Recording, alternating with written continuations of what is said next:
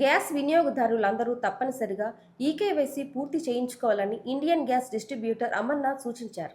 నరసరావుపేటలో నిర్వహించిన మీడియా సమావేశంలో ఆయన మాట్లాడుతూ ఈకేవైసీ చేయించుకోని వినియోగదారుల బ్యాంకు ఖాతాల్లో గ్యాస్ సబ్సిడీ జమ కాకపోవచ్చని తెలిపారు. అలాగే భవిష్యత్తులో ఇబ్బందులు తలెత్తకుండా వెంటనే సమీప గ్యాస్ ఏజెన్సీని సంప్రదించి ఈకేవైసీ పూర్తి చేసుకోవాలని కోరారు.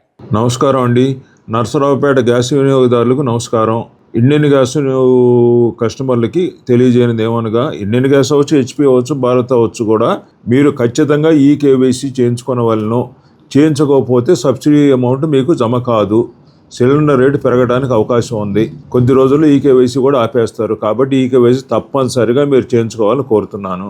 రెండోది, మీరు సిలిండర్ ఇచ్చే సమయంలో డిఏసీ నెంబర్ తప్పనిసరిగా ఇచ్చి మాకు సహకరించవలసిందిగా కోరుచున్నాను.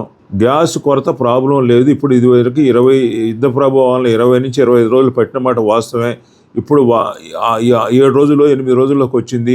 అపోహలు నమ్మి మీరు మోసపోయి అడ్వాన్స్గా బుక్ చేసి బుకింగ్లు పెంచుకొని ఇబ్బంది పడదు. దయచేసి తెలియజేస్తాను. మీకు ఏమైనా సమస్య ఉంటే నాకు తెలియజేయండి. ఈ సమస్య వెంటనే పరిష్కారం చేయడానికి నేను ప్రయత్నం చేస్తాను.